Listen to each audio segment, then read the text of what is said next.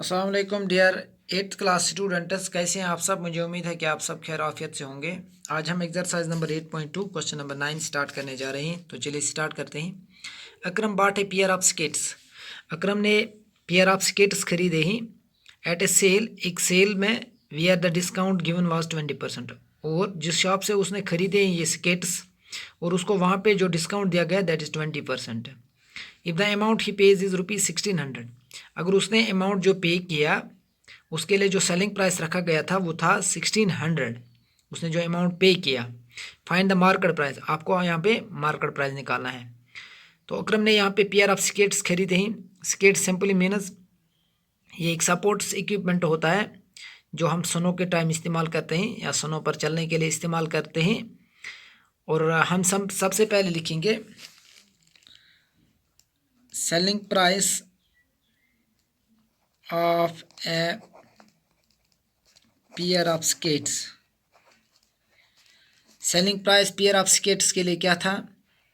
₹1600, 1600 रुपये selling price है अब, क्योंकि कस्टमर ने जितना पे किया शॉपकीपर के लिए वही सेलिंग प्राइस होगा। तो selling price of A pair of skates that is ₹1600। Rate of discount, discount की जो रेट है वो है 20%, 20%। अब हम लिखेंगे यहाँ पे 20% डिस्काउंट का मतलब क्या है। तो मैं लिखता हूँ यहाँ पे 20% discount मीनस if MP मीनस market price, if market price is ₹100। 20% discount का मतलब ये है अगर मार्केट प्राइस किसी प्रोडक्ट पे, किसी आर्टिकल पे 100 लिखा हुआ था, देन सेलिंग प्राइस भी, तो सेलिंग प्राइस क्या होगा? ₹80। क्योंकि 20% तो डिस्काउंट है तो सेलिंग प्राइस कितना बन जाएगा? ₹80 बन जाएगा, या सेल प्राइस बन जाएगा ₹80। तो हमने लिखा selling price of pair of skate 1600, discount की रेट थी 20%। 20% डिस्काउंट का मतलब क्या है? अगर मार्केट प्राइस था किसी प्रोडक्ट का 100 तो सेलिंग प्राइस कितना होगा? 80, क्योंकि 20 तो कट गए 20% प्रॉफिट की इस डिस्काउंट की वजह से। अब लिखेंगे नाउ, यहाँ पे लिखेंगे इफ SP इज ₹1600। अगर सेलिंग प्राइस क्या है इस पेयर ऑफ स्केट्स का? 1600। देन तो हमें यहाँ पे क्या निकालना है? Then market price is equal to, मैंने लिखा नाउ अगर सेलिंग प्राइस 1600 थे तो मार्केट प्राइस कितना होगा? तो मार्केट प्राइस होगा 100/80 इंटू 1600। तो यहाँ पे 80 क्यों आ गए? क्योंकि 20% यहाँ पे डिडक्ट हो गए, 20% यहाँ पे कम हो गए। तो इसी के हिसाब से जब 100 का हमने 20% निकाला तो वो 20 हुआ। तो 20 में जब 100 में से 20 निकालेंगे तो 80 रहा, तो इसलिए हमने लिखा 100/80 into 1600। This 0 and 0 gets cancelled. 8 1s are 8 2s are 16, 8 0s are 0। तो यहाँ पे 100 रहा इंटू 200 दैट इज़ 2000। तो यहाँ पे इस क्वेश्चन का आंसर हो गया ₹2000। जब सेलिंग प्राइस था 1600 तो असल में इसका मार्केट प्राइस क्या था? 2000। जो 400 यहाँ पे कम हो गए, वो 400 किसके? वो 20% डिस्काउंट की वजह से कम हो गए। तो यहाँ पे इसका मार्केट प्राइस था 2000। आई होप आपको ये समझ में आया होगा। क्वेश्चन नंबर 10 अब लेते हैं। क्वेश्चन नंबर 10 कह रहा है I purchased a hair dryer for ₹5400। मैंने एक हेयर ड्रायर परचेज किया। हेयर ड्रायर मीनस सिंपली जो जिस इंस्ट्रूमेंट को हम बाल सूखने के लिए इस्तेमाल करते हैं। तो यहाँ पे मैंने एक हेयर ड्रायर लिया है, उसकी जो यहाँ पे कॉस्ट प्राइस है दैट इज़ 5400। परचेज मीनस इसका कॉस्ट प्राइस इंक्लूडिंग 8% वेट, लेकिन इसमें वेट 8% है। VAT means value added tax, ये टैक्स एक लगाया जाता है, जिस तरह आज GST है इस तरह वैट भी दिया जाता था। तो यहाँ पे इस 54 सो मैं यहाँ पे इस 5400 में 8% वेट भी इंक्लूडेड है। Find the price before VAT, हमें यहाँ पे वो प्राइस निकालना है, वेट ऐड होने से पहले वो प्राइस हमें निकालना है। तो हम लिखेंगे cost price of a hair dryer is equal to ₹5400।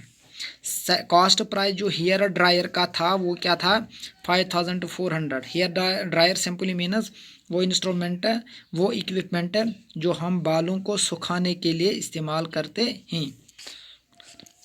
तो हेयर ड्रायर का यहाँ पे कॉस्ट प्राइस क्या है, 5400। तो यहाँ पे लिखेंगे वेट चार्जेस कितने हैं, वेट कितना है, VAT charges is equal to 8%। VAT value added tax की जो चार्ज है वो क्या है, 8% है। तो मैं यहाँ पे लिखता हूँ 8% VAT means 8% value added tax का मतलब ये है, if cost price is ₹100 without VAT. अगर कॉस्ट प्राइस किसी प्रोडक्ट का, किसी आर्टिकल का 100 है विदाउट वेट, वेट के बगैर, वैल्यू एडेड टैक्स ऐड करने के बगैर, या इससे पहले अगर किसी का आर्टिकल का कॉस्ट प्राइस था 100, देन प्राइस, यहाँ लिखेंगे यहाँ पे simply, then price with VAT, यहाँ पे price with VAT means value added tax. तो VAT वैट का मतलब है, अगर वैल्यू एडेड टैक्स जिसको हम कहते हैं 8% वैट का मतलब ये है, अगर कास्ट प्राइस था ₹100 without VAT, then price with VAT क्या होगा, प्राइस विथ वैट होगा ₹108। मैंने लिखा यहाँ पे cost price of hair dryer ₹5400, VAT charges is 8%। तो 8% वैट मीनस अगर कास्ट प्राइस था 100 विदाउट वैट, वैट के बगैर अगर CP था 100, तो प्राइस विद वैट, जो वैट ऐड करने के बाद क्या बन जाता है, 108। तो यहाँ पे ऑलरेडी कास्ट प्राइस क्या था, यहाँ पे कास्ट प्राइस है 5400, हमें वो प्राइस निकालना है। Find the price before VAT was added, VAT add करने से पहले प्राइस क्या था। तो हम लिखेंगे therefore price before VAT means value added tax होगा 100/108 इंटू 5400, क्योंकि ये 8 क्या हो गए, यहाँ पे आप यहाँ पे डिस्काउंट था इसलिए 80 बन गया, यहाँ पे 8 ऐड हो जाएंगे इसलिए 108। तो 100 बाई प्राइस बिफोर वैट क्या होगा, 100/108 इंटू 5400। तो यहाँ पे कैंसलेशन करते हैं, 2 5 are 10, 2 4 are 8, 2 5 are 10, 2 4 are 8, 2 5 are 10, 2 0 are 0, 54 1 are 54, 54 1 are 54, 54 0 are 54 0 are। तो 550 इंटू 100 बन गया 5000। तो इट मीन्स दैट कि वैट ऐड करने से पहले, वैल्यू एडेड टैक्स ऐड करने से पहले इस हेयर ड्रायर का कीमत क्या था, 5000। जब हमने इसका 8% वैट चढ़ाया तब ये बन गया 5400। आई होप आपको ये समझ में आया होगा।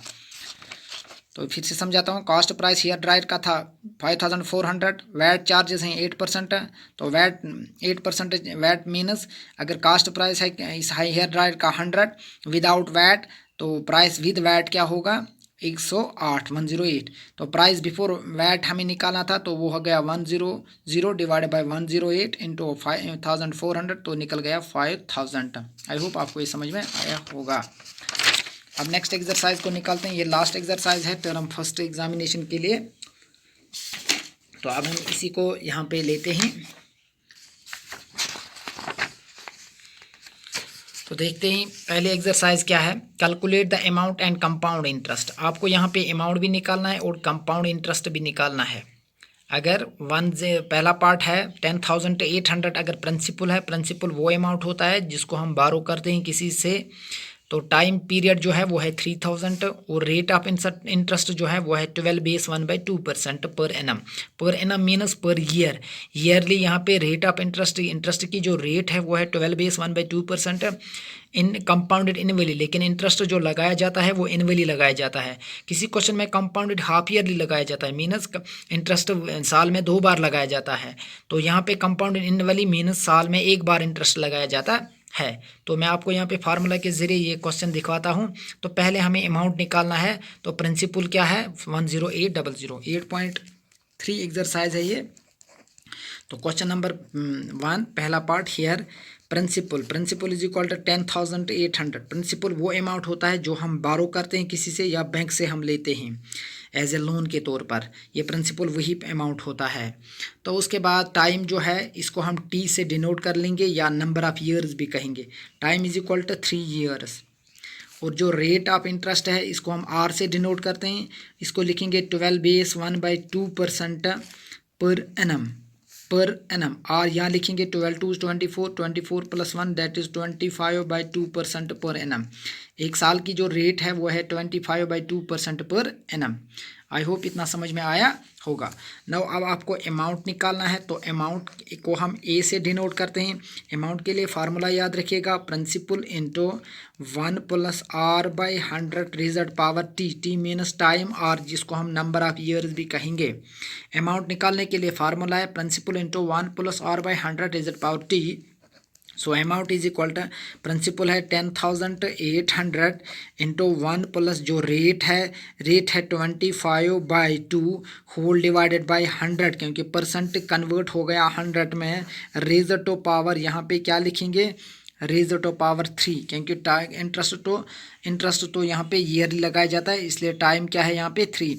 10800 ये प्रिंसिपल है इंटू 1 प्लस रेट है 25/2, ये परसेंट आप कन्वर्ट हो गया 100 में, raise to power 3 implies amount is equal to 10,800 into 1 + 25/2 ऐसे लिखेंगे। जो ये 100 है इसका रेसिप्रोकल क्या बन जाएगा 1/100 रेज़ टू पावर 3। 1 + 25/2, 100 का रेसिप्रोकल है 1/100। So amount is equal to 10,800 into 1 + 25, 1 * 25, 2 × 100 that is 200 raise to power 3। So amount is equal to 10800 into 1 plus यहाँ पे कैंसलेशन कर लेंगे, 5 5 = 25, 5 4 = 20, 5 0 = 0, 5 1 = 5, 5 8 = 40। तो यहाँ पे रहा 1 + 1/8 रेज़ टू पावर 3। उसके ऑनवर्ड्स लिखते हैं amount is equal to 10800 into cross 8 1 * 8, 1 1 * 1, 8 1 * 8 raise to power 3। तो उसके आगे लिखते हैं amount is equal to 10800, 8 + 1 that is 9/8 raise to power 3। I hope आपको इतना समझ में आया होगा। अब आगे लिखते हैं amount is equal to 10800 into जो यहाँ पे 9/8 है इसको 3 बार मल्टीपल दिया जाएगा, 9/8 into 9/8 into 9/8। So we write, अब यहाँ पे कैंसलेशन कर लेंगे, 4 2 * 8, 4 2 * 8, यहाँ से 2 निकल गए तो 28 बन गया, 4 7 * 28, 4 0 * 0, 4 0 * 0। तो आप फिर से 4 से यहाँ पे कर लेंगे कैंसलेशन, 4 2 * 8, 2 से भी कर सकते हैं, 4 2 * 8, 4 6 * 24, 4 6 * 24। तो यहाँ पे 4 7 * 28 बन जाता, ज़्यादा हो जाए, 4 6 * 24। तो यहाँ पे 3 निकल गए, ये 30 बन गया, 4 7 * 28। अब 2 निकल गए, ये यहाँ पे 30 बन गया, 2 निकल गए तो ये बन गया यहाँ पे 20, 4 5 = 20। तो अब यहाँ पे इसका हम मल्टीपल लेंगे, 6 7 5 इंटू 999, 999 को हम मल्टीपल देंगे तो ये 7 2 9 बन जाएगा।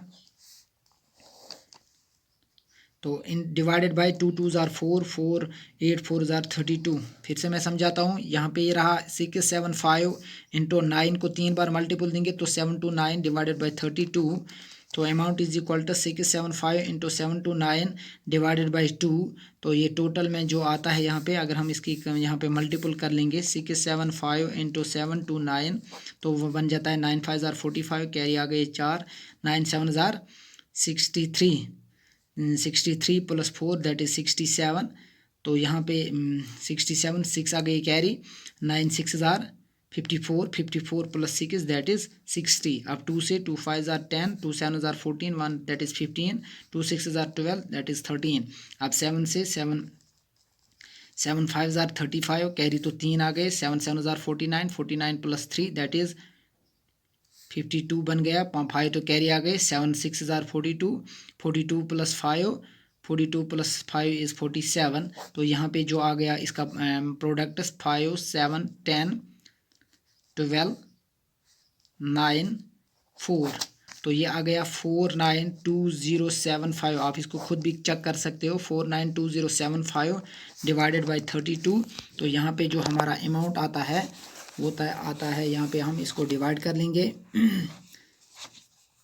तो यहाँ पे 492075 को हम डिवाइड कर लेंगे तो ये आ जाएगा 15,377.34। तो अमाउंट क्या आ गया यहाँ पे, जब हम इसको डिवाइड कर लेंगे 492075 को तो ये आ जाता है 15,377.34।